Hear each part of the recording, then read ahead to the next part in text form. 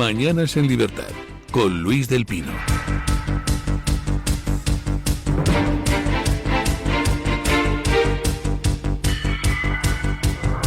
Ocho y 4 minutos, 7 y 4 en las Islas Canarias. Vamos con las noticias de las 8 con la ayuda de doña Carmen Carbonell. Actualizamos la información a esta hora de la mañana hablándoles de los casos de corrupción que acechan al entorno de Pedro Sánchez. En este caso les vamos a hablar de Begoña Gómez, la mujer del presidente del Gobierno, porque el juez Peinado, que está investigando su caso, ha pedido a Moncloa todos los correos electrónicos de Begoña Gómez desde el año 2018 para que los investigue la UCO. Además, el juez ha acordado adelantar la declaración de la mujer del presidente del Gobierno para el próximo 10 de septiembre, por lo que la semana que viene de nuevo veremos a Begoña Gómez prestar declaración en el banquillo. En este caso se trata de averiguar qué papel desempeñaba María Cristina Álvarez, la asesora de la esposa del jefe del Ejecutivo, y conocer quién había autorizado el pago de las retribuciones percibidas por ella misma para cuestiones que además no eran propias de su puesto, sino que eran privadas de Begoña Gómez.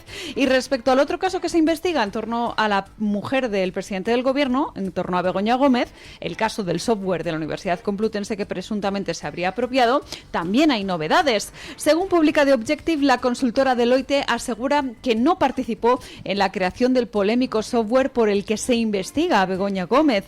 De esta manera, la consultora ha respondido al requerimiento judicial del magistrado Juan Carlos Peinado, asegurando que sí que prestó servicios de asesoría a la oficina del proyecto, que estaba vinculado a la cátedra que codirigía la esposa del presidente del Gobierno de la Universidad Complutense, pero sin embargo, subraya Deloitte que nunca tuvo acceso al soporte de esa herramienta informática y niega disponer de repositorios y desarrollos de la herramienta digital creada ex profeso para la cátedra de Begoña Gómez.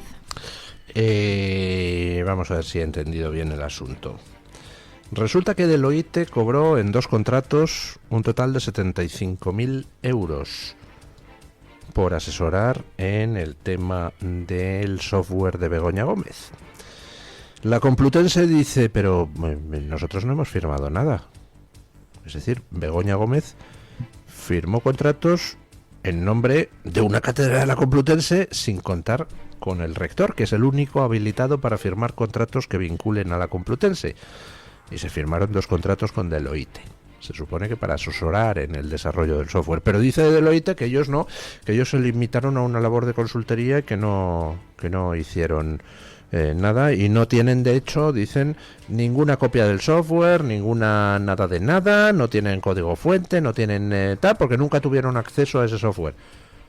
¡Anda leche! ¿Y exactamente qué consistió la consultoría que hizo Deloitte? Si no tuvieron acceso al software, no harían ninguna evaluación de ese software, claro. No vieron tampoco ningún prototipo de ese software. O lo vieron todo a distancia en una página web, o no sé, me parece peculiar. Aquí me parece que Deloitte se está quitando en medio diciendo, a mí no me metáis en este lío, que yo básicamente cobré, entiendo, por prestar mi nombre como aval a doña Begoña. Parece, es a lo que suena esto, señores de Deloitte, que Begoña Gómez les dijo, pongo aquí que esto lo estoy trabajando con vosotros y toma 75.000 pavos. No sé, me gustaría que explicara Deloitte exactamente en qué consistió esa labor de consultoría por la que cobraron 75.000 pavos, o sea, una señora consultoría. Bueno, pero el caso que el juez Peinado ha dicho, a ver, que me den todos los correos de Begoña Gómez desde el año 2018 que se hayan emitido desde Moncloa. Y bueno, pues Moncloa tendrá que cumplir con esa petición del juez, aunque son capaces de decir que han borrado todos los correos por motivos de seguridad. Hombre, no creo, lo tienen complicado. De hecho, borrar correos emitidos desde cuentas oficiales, pues creo que incumple algún precepto del Código Penal. Pero bueno, estos han incumplido tantos preceptos del Código Penal que uno más ya, pues qué más daría, ¿verdad? Bueno, El caso es que Peinado continúa con las investigaciones contra Begoña Gómez y por lo pronto ha adelantado la declaración de Begoña Gómez, que estaba prevista para el 11 de septiembre, la ha adelantado al 10 de septiembre. ¿Por qué? Pues porque citó a Begoña Gómez el 11 de septiembre y el abogado de Begoña Gómez, que se lo ha puesto el PSOE, pues dice, no puedo el 11 de septiembre porque estoy en Sevilla, no sé qué, en otro juicio, así que atrasémoslo. Y dijo el juez, ¿cómo que lo atrasemos? Dice, pues lo adelantamos al 10 de septiembre. ¡Hala! Desfilando. Bueno, pues vamos a ver el 10 de septiembre, que es exactamente dentro de 6 días, qué es lo que nos cuenta doña Begoña Gómez en su declaración ante el juez. España es un país peculiar. Resulta que está negociando Sánchez con el Reino Unido desde hace ya tiempo a ver cómo les regala Gibraltar, y Sánchez se va al Reino Unido a encontrarse con Keir Starmer, y eso casi es que ni es noticia, es una cosa espectacular. No sé, una visita a otro país, pues de Giorgia Meloni, pues hombre, ocupa titulares de portada y atención mediática en los medios italianos. Aquí va Sánchez a Londres a hablar con Starmer y pues no sé. En algunos medios solo falta poner un faldoncillo que diga, un tío del gobierno de España ha viajado a Londres. Y mientras tanto, en el Estrecho, encontronazo naval. Escuchen. Les hablamos ahora de lo que pasa en el Estrecho, un incidente naval entre el buque de la Armada Española Centinela y la patrullera gibraltareña Dagger de la Royal Navy está elevando la tensión en torno a Gibraltar. Según las autoridades del Peñón, el navío español había entrado en aguas territoriales británicas, lo que motivó que la embarcación británica lo escoltara de cerca durante al menos media hora. Desde la Armada Española, en cambio, explican que el Centinela simplemente navegaba en aguas españolas y se pidió mantener la distancia hasta que finalmente se alejó de la zona.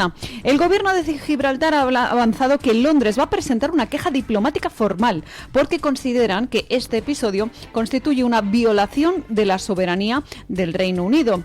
Este encontronazo coincide con la visita de Pedro Sánchez a Londres, donde se reunió ayer mismo con Keir Starmer para hablar de asuntos como la eliminación de los controles fronterizos entre Gibraltar y España, que ya anunció el presidente del gobierno socialista el pasado mes de junio. Ayer se reúnen Starmer y Sánchez para hablar de cooperaciones y demás, con poca repercusión mediática. Que si van a poner en marcha acuerdos de cooperación para economía verde y resiliente, en fin, me parece que nos va a costar una pasta, otra vez, toda la basura inmensa. Dentro de las cosas que hablan Starmer y Sánchez está el tema de Gibraltar, donde al parecer han alcanzado un acuerdo del que no nos ofrecen los detalles, por el cual Gibraltar va a tener las ventajas de estar dentro de la Unión Europea y seguir gozando de su condición de colonia del Reino Unido. Todas las ventajas de estar en Europa sin ninguno de los inconvenientes, porque claro, la legislación europea no les alcanza.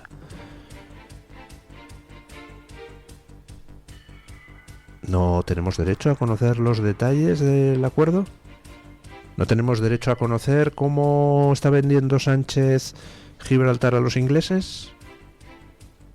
¿Por qué todo ese secretismo? Pues ya me lo imagino. Pero lo más interesante de la visita de Sánchez a Inglaterra es que en realidad con quien quería hablar no era con Starmer. Yo creo que, en fin, no ha tenido mucha relevancia todo esto porque lo de Starmer era casi lo de menos. A donde quería ir Sánchez era el Financial Times. Y estuvo visitando la sede del Financial Times. Quizá para decirles que, oye, en fin, que vale ya de atizarme en vuestras páginas, vale ya de haceros eco de los casos de corrupción. ¿Cuánto decís que cuesta el que me tratéis mejor? Porque ya sabemos cómo se la gasta Sánchez. Intuyo que nos va a salir por un pico lo de que el Financial Times empiece a tratarle un poco mejor a Sánchez. De verdad, somos un país de traca. O sea, que no esté todo el mundo en el Congreso exigiendo explicaciones sobre el acuerdo con Gibraltar, exigiendo explicaciones sobre por qué desaprovechamos una oportunidad histórica para que se cumplan las recomendaciones de la ONU y la soberanía de Gibraltar vuelva a España. Bueno, lo de Óscar Puente y su inutilidad como... bueno, y a todo esto, mientras Sánchez se reunía con Starmer, una patrullera gibraltareña acosando a un buque español que decía que había entrado en aguas gibraltareñas. No existen las aguas gibraltareñas, son aguas españolas. Bueno, lo de Óscar Puente con su gestión de la red ferroviaria cada día va a peor. Ayer ya manifestación de pasajeros de cercanías por las vías del tren tras una nueva avería. No hay día sin agresiones por parte de inmigrantes irregulares y sin que Óscar Puente demuestre que es el más nefasto ministro de Transportes que ha tenido España. Escuchen. Les contamos ahora una nueva incidencia vivida ayer en Madrid, en la red ferroviaria, concretamente en las cercanías. En torno a las 7 de la tarde se registró una parada de la circulación por encontrar una avería en el fluido eléctrico que ha afectado a las líneas C2, C7, C8 y C10. Los pasajeros, ante este contratiempo y viendo los precedentes, decidieron salir por su cuenta, ocupando las vías para llegar andando hasta la estación. Debido al peligro que esto entrañaba, los trabajadores de Renfe y de Adif tuvieron que intentar desalojar a los pasajeros que se encontraban en la zona, en las vías y en los trenes, encaminándolos a pie a la estación. La circulación de cercanías estuvo parada durante buena parte de la tarde de ayer y se restableció en torno a las 9 de la noche. También afectó a un tren de media distancia que se dirigía a Jaén. Bueno, pues nada, viajeros que se quedan tirados en medio de la nada, viajeros que en los cercanías se ven obligados a irse por las vías, trenes que se incendian, trenes que se rajan, trenes que hay que retirar de la circulación, cables de cobre que desaparecen, líneas de AVE que quedan colapsadas durante horas, retrasos cada día mayores en las salidas de trenes. Es tremendo.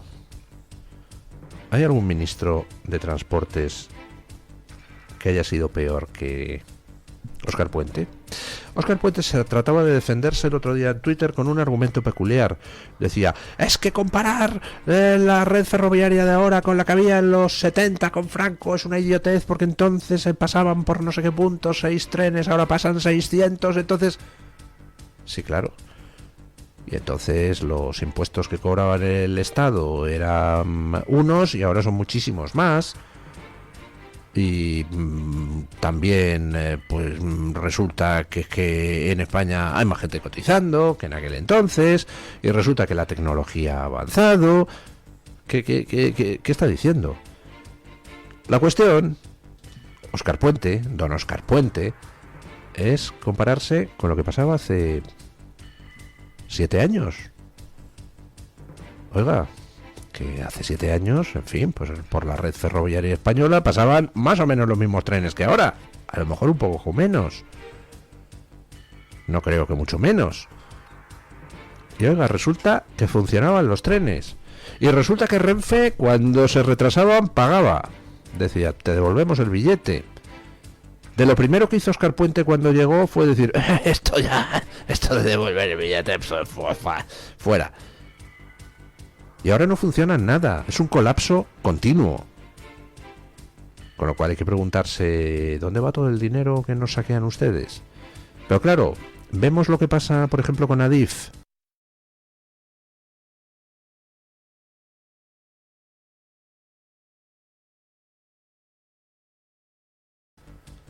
Como había contratos amañados con mordidas para socialistas, Vemos lo que pasa con las empresas dependientes del Ministerio de Transporte, donde se colocaba a putillas para que pagáramos los vicios a los ministros todos los españoles.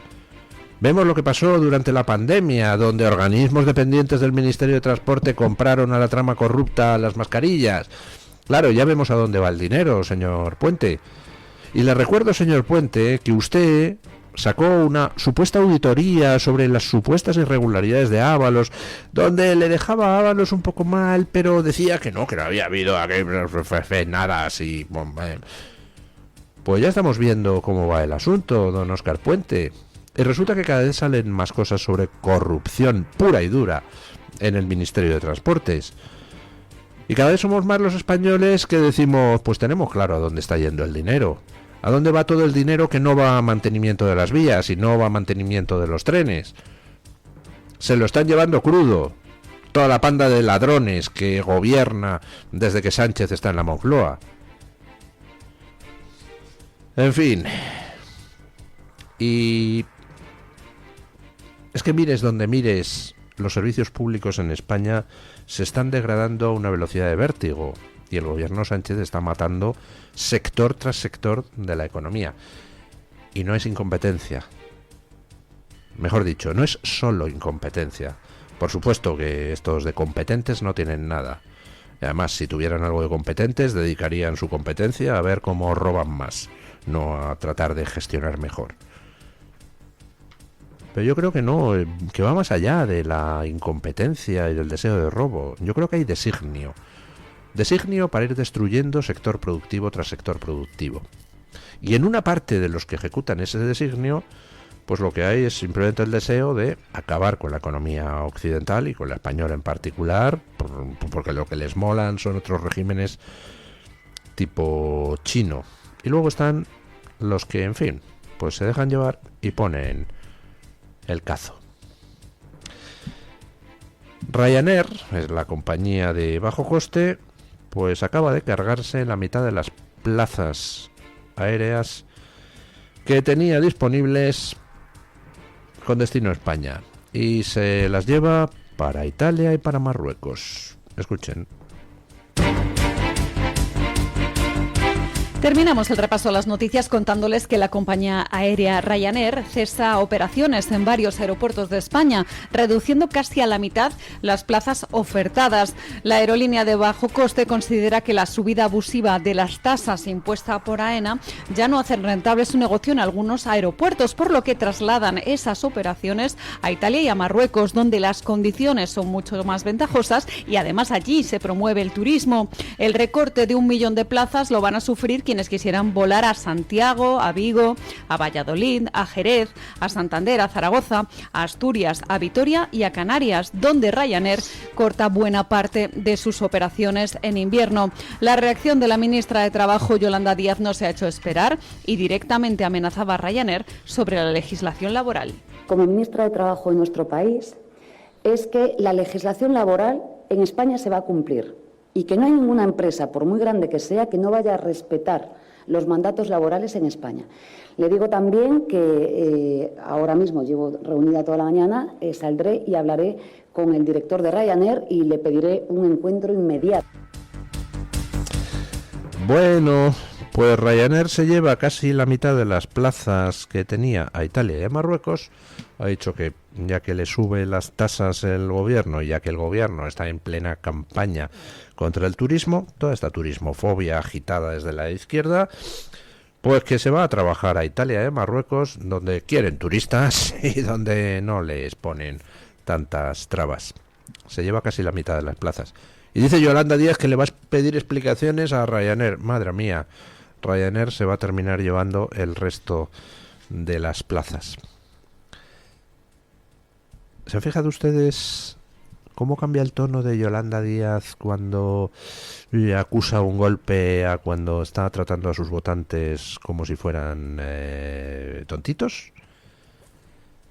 Cuando está en modo tratar de mostrarse simpática, entonces pone esa voz y esa cara de Barrio Sésamo. cuando acusa el golpe, porque esto es un golpe a la economía española, pues entonces le sale la comunista que lleva dentro, le voy a pedir explicaciones en la legislación laboral. Pues pídele todas las explicaciones que quieras, y a lo mejor, pues eso, en lugar de la mitad de las plazas las perdemos todas. En otros países tratan de cortejar a los empresarios. Aquí la gente como Yolanda Díaz, que en el fondo admira el régimen chino de empresas controladas por el Estado, pues a lo que aspira es a que todos los empresarios tiren la toalla. Por supuesto, los que pagamos somos los ciudadanos. Bueno, vamos con don Williams Perdomo para que nos cuente qué trae hoy Voz Media en portada. Buenos días, don Williams. Muy buenos días, amigos de Mañanas en Libertad. En Voz seguimos informando sobre las noticias más importantes de Estados Unidos y el mundo. En esta ocasión encontrarán que una Corte Federal de Apelaciones falló que el presidente Donald Trump invocó ilegalmente la ley de enemigos extranjeros para deportar a venezolanos, a los cuales acusa de formar parte del grupo terrorista Tren de Aragua. En una decisión de 2-1, el quinto Tribunal de Apelaciones de Estados Unidos determinó que el mandatario no puede continuar con el uso de esta ley para realizar deportaciones en los estados de Mississippi, Luisiana y Texas. Entre tanto, el secretario de Defensa aseguró que el ataque estadounidense contra una embarcación narcotraficante en el Caribe es un mensaje muy claro del presidente Donald Trump a los carteles de la droga. Sostuvo que las acciones del gobierno de Trump en contra de los grupos criminales no se quedarán en esta operación. Y finalmente contarles que el presidente Donald Trump afirmó que su gobierno podría desplegar más tropas en Polonia, que limita tanto con Ucrania como con Rusia, al recibir este miércoles en la Casa Blanca al presidente polaco. Estas y otras noticias las pueden ampliar en nuestra página web y nuestras distintas plataformas digitales. Muchísimas gracias, don Williams, y vamos con Deportes en Libertad.